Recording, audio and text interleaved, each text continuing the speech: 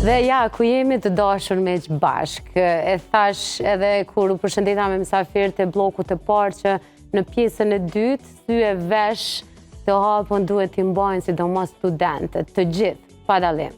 Edhe studentët që janë në institucione publike, edhe studentët të letë janë në institucione private, pavarësisht komunitetit, me rëndësi është me qenë një student, me pas një ide, me pas një vullnet, një iniciativë pune dhe mundësia është në dorën tuaj. Nëse deri dje jeni anku që e kam idenë po se kam mundësin, sot e ke mundësin, madje të ardhë, sepse organizata Vora e ka mendu nga aja deri tek zhëja një qendër të resurseve për student, e cila është një super mundësi e paraqitjes së talenteve tuaj, e paraqitjes së punës suaj.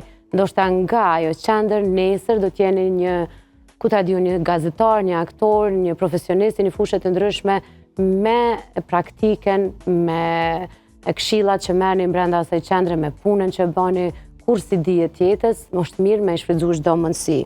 Gjithmonë me ECEK, Zëri i Romëve, Ashkalive dhe Egjiptianëve është një organizat lokale, shoqëri civile me bazë në komunitet me qendrën në Prishtinë, me një mandat për të mbështetur përfshirjen e komuniteteve të marginalizuara etnike. Por, me që Vora ndër vite ka bë projekte të mëdha, punë të mëdha, ka avancuar rinin sidomos, rinin e komuniteteve të marginalizuara, të cilën e përmenda. Ajo çka më ka lënë përshtypje shumë së fundmi, edhe që nuk është projekti i vetëm, njëkohësisht po punohen edhe shumë projekte të tjera, është pikërisht qendra e resurseve të studentëve, me të cilën do të flas edhe me të ftuarit e mi, të cilët janë Fortesa Shasivari, zyrtare për edukim në organizatën Vorae, dhe Denis Avdiu, po ashtu zyrtar për edukim në organizatën Vora. Të dy i kam studio, mirë se keni ardhur. Shumë kënaqësi me ju pas në studio. Ju përgëzoj shumë për punën në përgjithësi që bëhet në Vora dhe që ju e përfaqësoni zonin e shumë punonjësve aty që bëhet një punë e madhe, por specifikisht për qendrën e resurseve që ditëve të fundit sikur ka marrë një eho të madhe dhe është shpërndar edhe më shumë nga shkrimet dhe video të cilat i keni shpërndar. Fortesa, do doja të filloja me juve. Me siguri e keni bërë një ulëmtim para prak për me pa që një qendër e tillë nevojitet. Së pari faleminderit për ftesën dhe për hapësirën që jepni qendrës tonë. Qendra e resurseve për student është hapur me 4 dhjetor të vitit 2024 në kuadër të projektit mbështetje plotësuese për studime akademike për studentë e komunitetit rom, ashkali dhe egjiptian. Por kjo qendër nuk është fokusuar vetëm të këta student, por hapësirë ju është dhënë edhe studentëve shumit. Për disa arsye, në rand të parë socializimi dhe mandej ofrimi mundësive për studentët që të arrisin akademikisht në fushat e tyre të studimeve. Me siguri, Denis, keni menduar paraprakisht se e tha dhe Fortesa që është menduar fillimisht për studentë të cilët janë të komunitetit rom, ashkali dhe egjiptian, por që nevoja për të bashkëvepruar ka qenë më e madhe dhe prandaj e keni zgjeruar si mundësi. Po, ideja është që kryesisht studentët e komunitetit rom, ashkali dhe egjiptian me pas mundësi që me bashkëpunu edhe me komunitetet të tjera. Edhe na si organizat jemi ata të cilët po mundohemi, do me thonë maksimalisht që me bo të mundshme këtë farë lidhje në mes të studentëve të ndryshëm për shkak se jo gjithmonë munden me pas këtë farë mundësin që me bashkëpunu me universitetet të ndryshme, me komunitetet të ndryshme, edhe qendra e resurseve për student është një lokacion ku munden të gjithë bashkë me umbledh, me përgatit projekte, me shpërfaq ide dhe mas ne me sjell rezultate të cilat munden me i sjell studentët. Na prej se e kemi hapë këtë qendrën e resurseve për student, ajo kryesisht është përdor ose dera ka qenë kryesisht e hapur për komunitetet rom, ashkali dhe egjiptian, por asnjëherë nuk e kemi bërë këtë kufizimin që mos me pas student të komunitetit shqiptar për shkak se është e nevojshme që me pas një farë qendre ku mbledhen këta studentët. Tashti, kohës të fundit, na jemi fokusu paka shumë në promovimin e kësoj qendrës, edhe kanë dalë disa video të cilat e kanë promovu edhe të cilat i kanë pas studentat, edhe janë të e marrë shumë pozitive, edhe po e kanë këtë farë interesimin e madhë që me vizitu një qendër e cila ofron shumë mundësi, të cilat mundemi edhe mi diskutuar. Po, të doja shumë, po Fortesa, mundesh me mi tregu cilat janë këto shumë mundësi, se ndoshta edhe janë kurrishtar ata që se kanë po, për çka po flasim? Po, patjetër. Qendra i ka dy hapësira. Hapësira e parë është ndome në disa kënde, është mini biblioteka, salla e leximit, është hapësira për takime dhe për debate, ndërsa hapësira e dytë është një kënd i podcastit, një kënd për kafe, është për relaksim, lojra elektronike, ping-pong dhe hapësirat e tjera. Këto, Denis, me siguri janë hapësirat të cilat studentët kanë me i marë si shfrytëzim pa pagesë. Po, janë gratis. Ashtu pra. Na e kemi mendu, do më thonë që me qenë 100% do më thonë falas për krejt studentët, tu bazu në faktin që edhe janë student, për të njëjtën kohë edhe jemi ata të cilët po dojna me ofru një qendër, e cila mundemi lirshëm me thonë që nuk mundemi me gjetë ndonjë qendër e cila ofron kaq mundësi, për shkak se në momentin që hyn në atë qendër, do të thonë është një hapësirë e cila ofron një relaksim për studenta, në të njëjtën kohë kanë mundësi që me përdor televizora të ndryshme, projektora, laptopa, printera, do të thonë çdo sen i studenti që i nevojitet, por në të njëjtën kohë në momentin që ata lodhen të punu ose e kanë një farë hapësire që me nda për vete, për me relaksu veten, atëherë e kanë hapësirën poshtë edhe aty në qatë hapësirë do më thonë kanë mundësi me lujt lojra, elektronike, etjera, po në njëjtën kohë, nëse janë studentat të cilët dojnë me bo naj promovim, ose dojnë me bo diçka pak më interesante, e kanë hapësirën e podcasteve, do më thonë është hapësira e gatshme, krejt që ashtë janë krejt mjetet e xhirimit, krejt mjetet janë, po ajo që ka na po inkurajojmë është që ata mi përdor mjetet më të thjeshta të mundshme që munden mi pas. E çka është ajo? Kryesisht na krejt i kemi telefonat, kështu që munden me i shfrytzu telefonat, munden me i shfrytzu ato pajisjet e tyre fillestare që i kanë. Në momentin që ata avancohen që të farë drejtimi, mas ne na kemi edhe pajisjet cilat ju nevojiten, po ashtu na munden me i ofru edhe prej fillimit, po inkurajimi është që mi përdor të tyret. Edhe mas ne me bo promovime të ndryshme, me promovu si qendër, edhe mas ne me arrit ato qëllimet që i kanë ata kryesisht që janë ngritja ndoshta e tyre personale. Po, Denis, momentalisht kështu shumë aktual dhe shumë në mod janë podcastet të ndryshme të cilat bëhen edhe trit, sikur edhe kanë ide shumë, po edhe lakmojnë që jenë prezent përmes podcasteve. A i keni mendu këta student nëse vinë me bo një podcast në qendrën e resurseve për student, do t'jetë transmituar vetëm në faqet e juaja, apo mund t'a kena ata një kanal tyne ku e transmetojnë atë podcast? Zakonisht, podcastet të cilat realizohen, e të cilat i kemi realizu na, deri më tani, kryesisht kemi postu në faqet tona zyrtare të organizatës.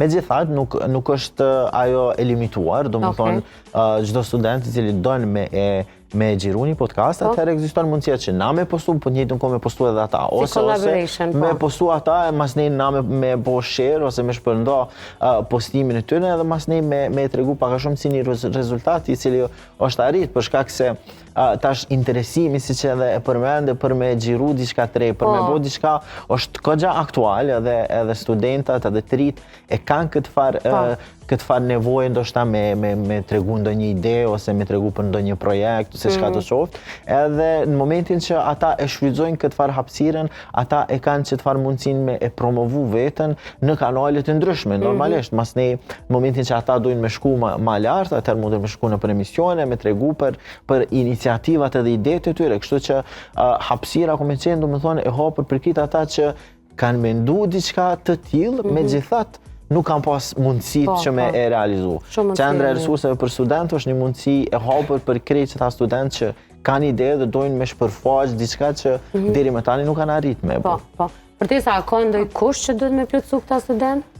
Mjafton me qenë student, kushte nuk është që kemi vendos, studentët normal duhet me përmbajt rregullores të qendrës, disa rregulla bazike që janë në qendër, sidomos me rujt hapësirën, mu kujdes për pajisje, normal me mbajt pastërtinë e qendrës, në gjendjen çush e kanë gjetë, po nuk është kushte tjera që ju kemi vendos, për shkak se është mendu që mi u lehtësu sa më shumë punën në studentëve.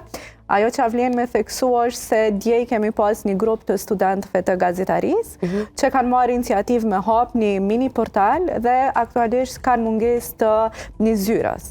Na ju kemi ofru hapësirën tonë edhe për realizim të podcastit, po edhe për me punu prej hapësirave tona të zyrës, kurdo që ata janë të tjerë. Edhe kjo është një mundësi shumë e mirë që ata avancohen dhe nesër pas nesër mund t'jenë një institucion i pavarur që ju përkrahen juve si organizatë, sepse çdo e mirë është kthehet me të mirë themi në popullin tonë. Fërtesa, ajo çka po du me ditë është kjo vlen vetëm për studentët bachelor, apo mund t'jetë një student në moshë pak më të rritun që është master, që ka pauzu disa vite, thjesht është student? Kjo aktualisht programi mbështetës është vetëm për studentat të bachelorit, po qendrën mujnë me shfrytzu edhe ata të masterit. Në rast se një student i masterit vjen në qendër, ai mund me kanë një pikë referimi për studentët tjerë që mundët m'ju ndihmu si mentor pasi që vetë se i ka kalu këto shkollë që janë maherët të studime. A ka orar puna e qendrës, kur munden me arë studentat, a duhet me apliku fillimisht mu pranu?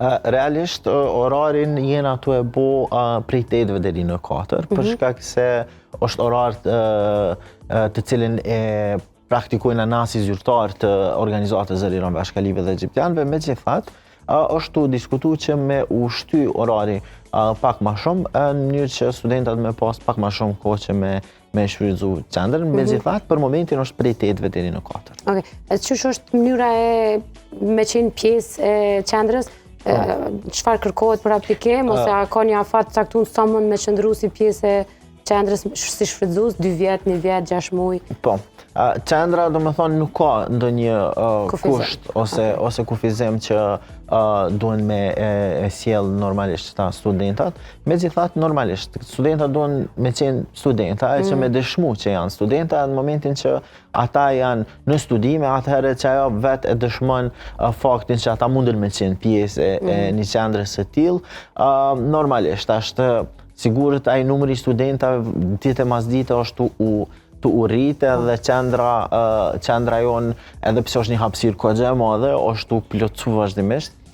Megjithatë, për fillim jemi të ofruar hapësirë të mjaftueshme edhe po besoj që kemi me mujtë mas nejnë me bo një farë koordinimi se sa mundin me qëndru studentat, për shkak se normalisht, gjithçka kërkon menaxhem, kështu që për momentin jemi okej, po në momentin që ngritet ky numër, se studenta ka shumë, sidomos qendra e resurseve për student e ka lokacionin shumë afër kampusit të Universitetit të Prishtinës, kështu që në momentin që studentat janë të lirë, mundën me ju afru shumë shpejt qendrës, edhe për çet arsye mundet me pas një numër shumë i lartë edhe kërkohet normalisht me bo një farë koordinimin mes studentave, po orare, ose me bo kërkesë për një kohë caktuar që kanë me shfrytzu, për shkak se normalisht ka studenta që dojnë me lexu, edhe në momentin që dikush don me bo lojra ose me xhiru në sen ose me bo muzikë, se na i kemi edhe kandin e muzikës, atëherë e pengon. Kështu që orare caktume për shfrytëzime të caktume. Çka haroj edhe çka nuk e potencoj edhe Fortesa është kandi i muzikës. Na e kemi edhe këtë farë mundësinë që studentët të cilët janë kanë njohuri muzikore, atëherë kemi kandin e muzikës ku munden me shfrytzu piano, munden me shfrytzu kitarën, munden me shfrytzu, munden me këndu, po në njëjtën kohë kanë edhe një kahon, e që munden me kriju një farë bendi të vogël, që vjen si rezultati një qendrës e cila ekziston që aty edhe u bënën vash disa studenta dhe del një band. Kështu që edhe që kjo mundësi është shumë e mirë, po për që ta duhet me bo rezervime paraprakisht, në mënyrë që na me u siguru që në momentin që vijnë këta me i shfrytzu pajisjet muzikore, atëherë mos mi pengu të tjerët, për shkak se normalisht studentët si student, gjëja kryesore që duhen me bo është me ardhur me mësu edhe me pas edhe me u relaksu në kohët të caktuara. Po, te pjesa e librarisë të cilën, si bibliotekës të cilën e kene aty, studentët librat i marrin, i lexojnë aty dhe i lënë aty, apo mund t'i marrin, t'i shfrytëzojnë, t'i kthejnë? Si e keni si mundësi? Aktualisht janë të dyja mundësi. Mundësia me lexu ato, por edhe mundësia me marr, por në momentin se përfundon provimin me kthy prap në qendër. Kemi pas edhe shumë studenta që në momentin që kanë përfundu vitin akademik kanë sjell libra. Gjithashtu ka pas edhe disa shkrimtar të rinj që kanë botu libra i kanë sjell në qendrën tonë. Fantazi, do më thonë një bashkëpunim që e ka rritë edhe më shumë këtë pjesën e bibliotekës studentëve. Ta është të bëhemi kështu pak ferë, në qka ka ma shumë interesim? Te pjesa e Denis, në cilën ka ma shumë interesim? Them të drejtën, këto ditë paka shumë jam tu shku për me monitoru, paka shumë me pasi se ku po janë studentat ma shumë. Në fillim, ma shumë kam pas interesim me bëllë të lojrat. Do më thonë ping-pong, lushin, për shkak se prej fakultetit kanë ardhur aty për me u relaksu. Po ditën e nesërme që i bjen dje, e poshtë studentat të lexu edhe disa studenta u bënën bashkë me laptopa të mësu. Kështu që poshtë, janë kanë kështu drita të fikun edhe kur kush su kanë atje poshtë, kështu që pjesa e lartë për me mësu u kanë ma i shfrytzueshme. Kështu që, do më thonë, aty, do më thonë, pak atje, pak nena edhe po bëhet një farë balancimi. Që se cila është mirë, sepse edhe jo pjesa e argëtimit i bën mirë studentët, sepse relakson trunin dhe pastaj shkon në sanë. Nuk është për të gjykuar se cili e ka nevojën e vetë, edhe është mirë me shfrytzu me që është një mundësi pa pagesë. Sepse ta cekim këto që gjithë shërbim që po e flasim, që organizata voraje me qendrën e resurseve për studente ofron është pa pagesë. Mjafton të jeni student, mjafton të dëshmoni që jeni student i bachelorit, edhe të keni një arsye pse dëshironi ta shfrytëzoni atë qendër, një arsye me mësu, me shfrytëzu mjetet e muzikës, me shfrytëzu hapësirën e argëtimit, me shfrytëzu hapësirën e podcastit, siç e përmendi edhe Fortesa për një grup gazetarësh të cilët sapo kanë hapur edhe portalin e tyre dhe kanë paralajmëruar edhe podcastin e tyre të parë, e që është një ndihmë shumë e madhe për ta, sepse entuziazmi ndoshta s'ju mungon, por mundësia është tjetër dhe shpesh penalizohemi nga mundësia dhe është një super mundësi. Nëse vinë 10 ekipe të studenteve që dojnë me bë podcast, e keni menduar se si do ta ndani, sepse është një hapësirë podcastit. Po, normalisht. Në momentin që kemi kërkesa ma shumë, atëherë na i koordinojmë ato korat kur ata janë të lirë dhe kur mundemi ne me ofru si qendër. Edhe normalisht, na i kemi një grup të përgjithshëm të studentave, që është vetëm studenta që mundën me marrë pjesë. Edhe në momentin që qendra për shembull ose një hapësirë e caktuar është e rezervuar për kohë të caktuar, atëherë normalisht del një njoftim prej anës tonë në mënyrë që mu siguru që studentat nuk vinë edhe mas ne e gjejnë hapësirën të zënë. Kështu që po mundohemi me u siguru që çdo student i cili don me shfrytëzu një hapësirë tonën, atëherë mu siguru që ka me shfrytëzu në kohën kur i është caktuar ose në kohën kur mundet me qenë ajo e lirë. Shumë ide e mirë dhe fleksibile njëkohësisht. A ka aty dikush që rrin edhe i mbikëqyr studentët, dikush prej stafit? Po, na realisht jemi staf prej 20 personave në zyre, kështu që atje jemi vazhdimisht. Megjithatë, na i kemi një farë rregulli që në qendër të resurseve për student me qëndru një zyrtar për një ditë. Ju marim, pse neve krejt duhet është me pas një laptop afër vetes që me punu punën tonë, po në njëjtën kohë me mbikëqyr ose me ju përgjigj ndaj kërkesës studentave, edhe normalisht krejt e marrin kështu pozitive për shkak se studentët janë tri edhe vazhdimisht e kanë këtë farë energjim pozitive, edhe normalisht është një rifreskim edhe për neve. Po, përtesa nga aplikimet, po e quaj, ka më shumë të interesuar të gjinisë femrore apo maskullore? Deri tash te emaila që na kanë ardhur dhe interesimin në qendër është pothuajse numri i njëjtë. Të departamentit të muzikës, fakultetit të artës kanë qenë kryesisht femna, të departamentit të gazetarisë kanë qenë djem, po është një balance. Po. Kështu që prapë se prapë është ende vjen kohë për të shpërndarë si informacion.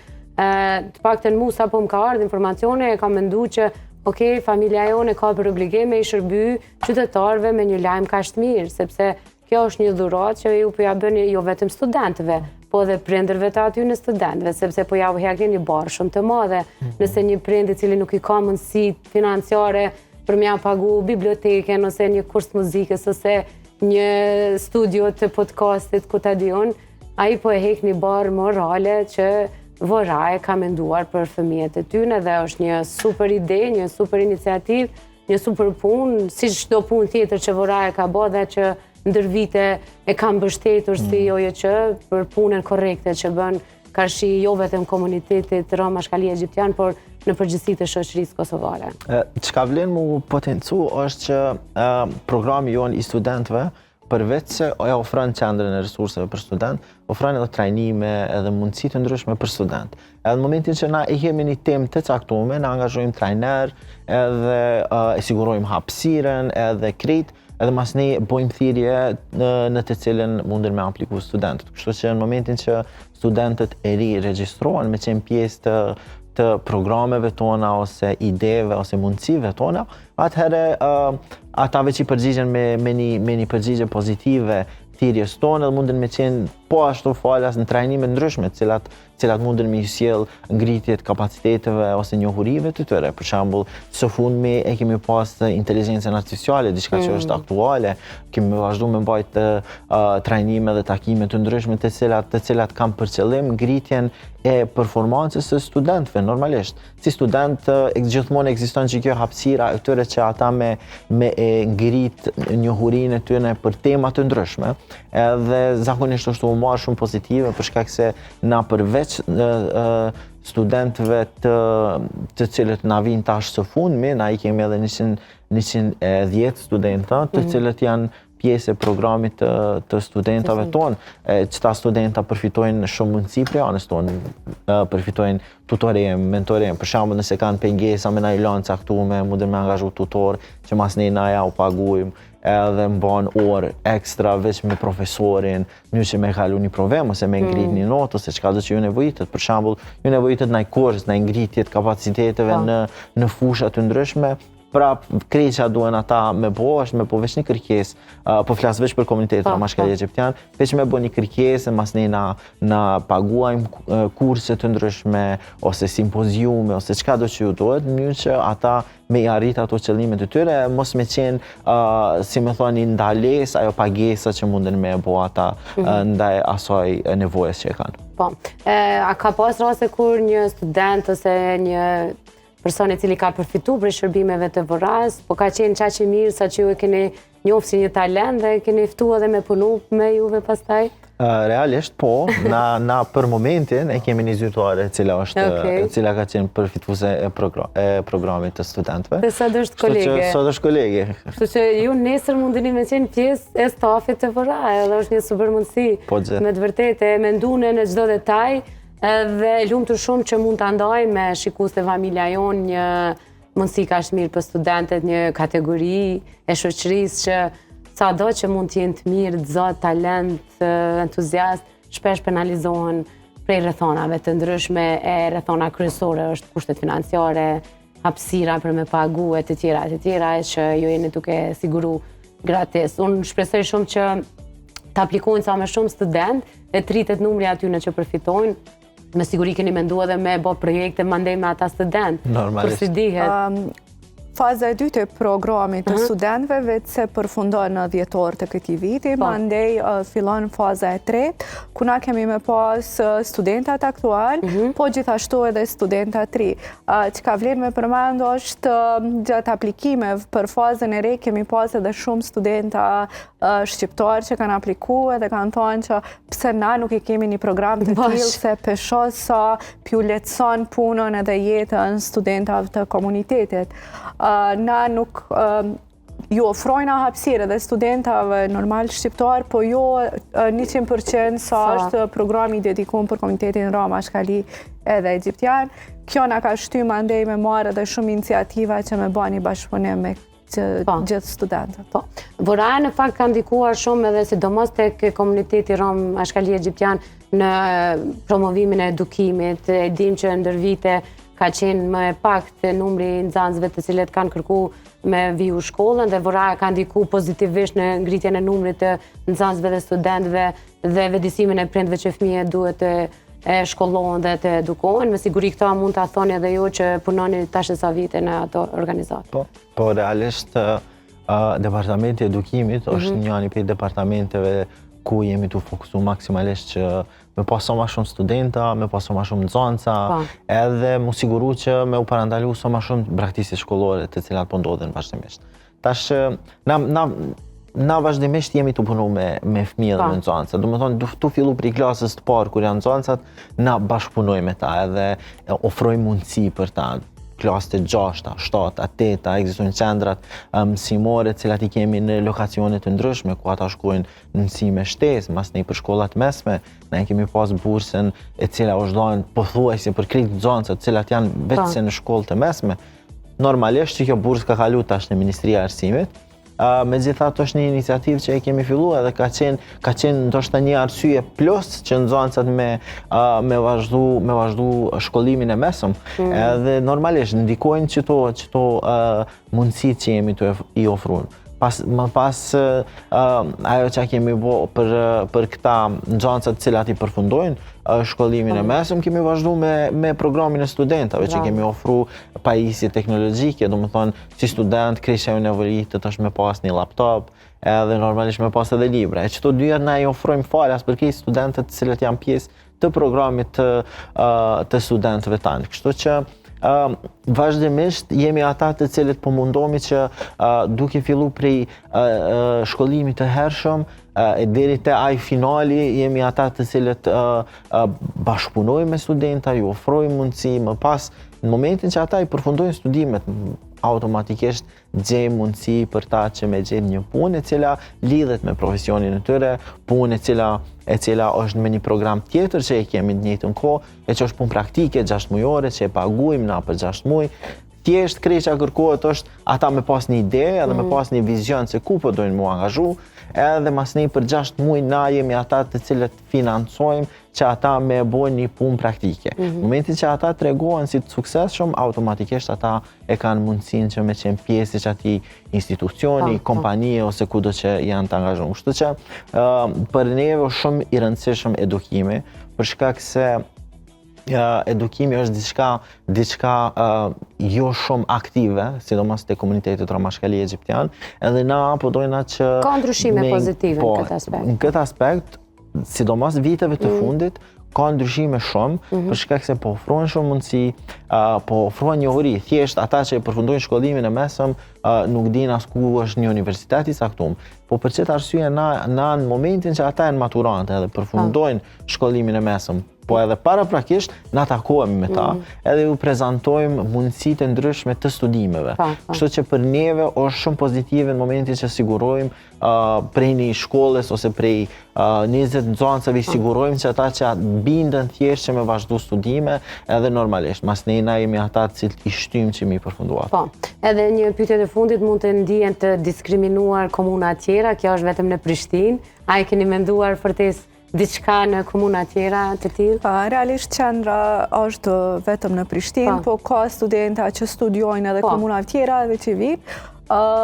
Ndoshta në një të ardhme në Fushë Kosovë, pasi që organizata vetë është në përfundim të një objektit në Fushë Kosovë dhe mundemi me bani mini qendër, po aktualisht jo. Nuk ka plane. Po mire, tha që studentët në Prishtinë janë nga të gjitha anët, kështu që s'ka nevojë me u një të diskriminuar. Realisht, po vazhdo për sa i përket arsimit me se jemi, Denisi vetë është duke implementuar dhe një program tjetër të vullnetarëve që po ashtu lidhet edhe me çështjet e arsimit, sidomos me braktisjet që kanë ndihmuar shumë që vajzat të cilat janë në prag të braktisjes ta vazhdojnë shkollimin.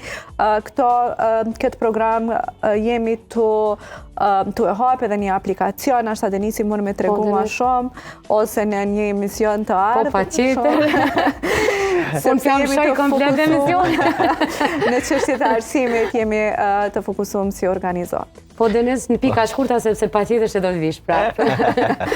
Okej, na e kemi programin e vullnetarëve, ku si vullnetar mundën mu angazhu, do me thonë çdo student ose çdo kush që e ka përfunduar një shkollim të mesëm, mund me qenë prind, mund me qenë profesor, arsimtar, kushdo që ka vullnet me kontribu për komunitetet romashkali dhe egjiptian, sidomos për fuqizimin e rolit të vajzave, munden me qenë pjesë e programit vullnetarëve tanë. Çka jemi të bëna është që deri që tash kemi funksionu takimet me qenë fizike, mu taku, nënshkrime, marrëveshje, kërkesa e tjera formale. Tash e kemi mendu një risi të re, tash e kemi hapë një aplikacion mobil i cili krijon ndërlidhje të drejt për drejt mes vullnetarëve dhe nxënësave. Po para se me bëhet që kjo ndërlidhje, ata aplikojnë, domethënë, i mbushin disa informata të caktuara, edhe në momentin që i përmbushin krejt ato njohuritë dhe mundësitë që munden me jap, është një koordinator në shkollë që i pranon ose i refuzon. Normalisht, edhe në momentin që i pranon, ai ka akses në nxënëset të komuniteteve romashkali dhe egjiptian që munden me qenë në prag të braktisjes shkollore. Krisja do me bu këta është mi realizu 2 takime në muaj, edhe munden me qenë edhe fizike edhe edhe në momentin që ata takohen, ideja është që me ngrit këtë farë motivimin e tyre, me qenë rol model për to. Për shembull, nëse kanë ndonjë farë problemi i cili mundet me u paraqit gjatë shkollimit, ose nuk janë të lirë, nuk ndihen të lirë, nuk i ofrohet hapësirë mjaftueshme gjatë shkollimit fillor ose të mesëm, atëherë ekziston mundësia që ata me pas një vullnetar ose me pas një person i cili mund me qenë një rol model për ta, edhe mundet me i shty në faza edhe në sfera të ndryshme të cilat i kalojnë gjatë jetës së tyre. Për momentin na jemi në proces të inkuadrimit të programit të vullnetarëve në Prishtinë, Ferizaj edhe Potujev. Qëto 3 komuna, do më thonë, janë komunat të cilat kam pranu, edhe ideja është që kjo aplikacion mos me qenë diçka që menaxhohet 100% prej anës tonë, po dojna me bo diçka që thjesht do në më bo vullnetar edhe do në me përfitu prej programit të vullnetarëve ose prej thjesht vullnetarizmit. Ekziston një aplikacion i cili veç shkarkohet edhe automatikisht aplikon ku ti don me jap kontributin tënd në cilën shkollë, në cilën lokacion e tjera, edhe në njëjtën moment je pjesë e një programi të tillë. Çka është qëllimi kryesor i këtij programit është që na kemi pas vazhdimisht braktisje shkollore.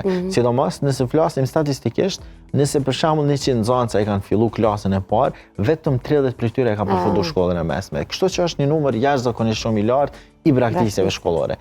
Edhe në momentin që na sigurohemi që ky numër paksohet ose numri i përfundimit të shkollimit të mesëm ngritet, atëherë është një sukses jo vetëm joni, po është thjesht sukses i krejt shoqërisë. Për shkak se ideja është që me kontribu si shoqëri, ideja është që me tregu shembull, me tregu barazi, me tregu thjesht që jemi tu e pranu njëri tjetrin edhe jemi të gatshëm me ndihmu njëri tjetrit. Edhe që ky program i vullnetarëve mundet me sjell ndryshime jashtëzakonisht shumë, për shkak se një nanë e cila e ka një fëmijë me një shkollë, kur e çon fëmijën në shkollë mundet mund taku edhe me një nxënës të komunitetit.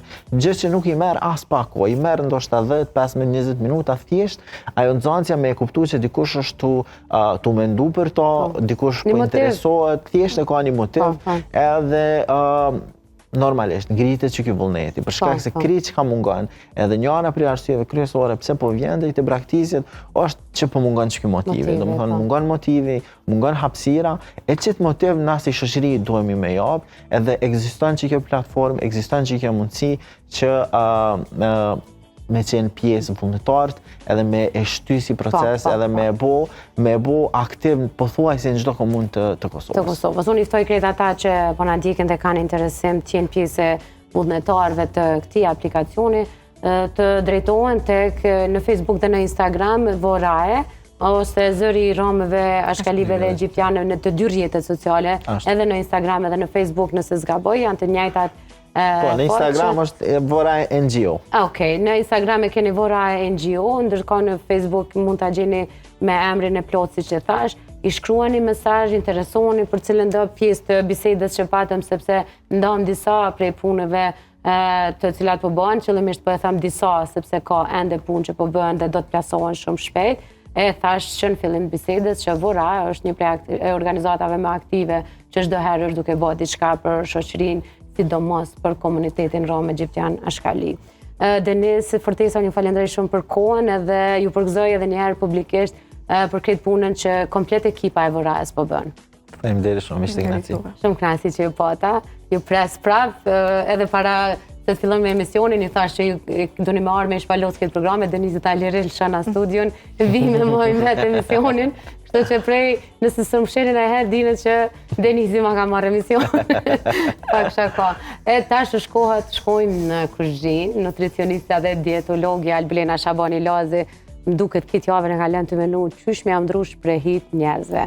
Edhe ka pas një ndikim pozitiv, jo vetëm tek stafi jon, po edhe tek shikues tanë. Çdo ditë më shumë inboxi i familja jon po mushet me pyetje të ndryshme rreth recetave të shëndetshme që Lena i përgatit. Mos harroni, gjithmonë çkado që keni pyetje për nutricionistën, e keni faqen e saj me Lenën në Facebook, në Instagram dhe në TikTok dhe mund t'i shkruani direkt. Por edhe kur na shkruani neve, ju drejtojmë tek ajo. Po shkojmë tek kuzhina.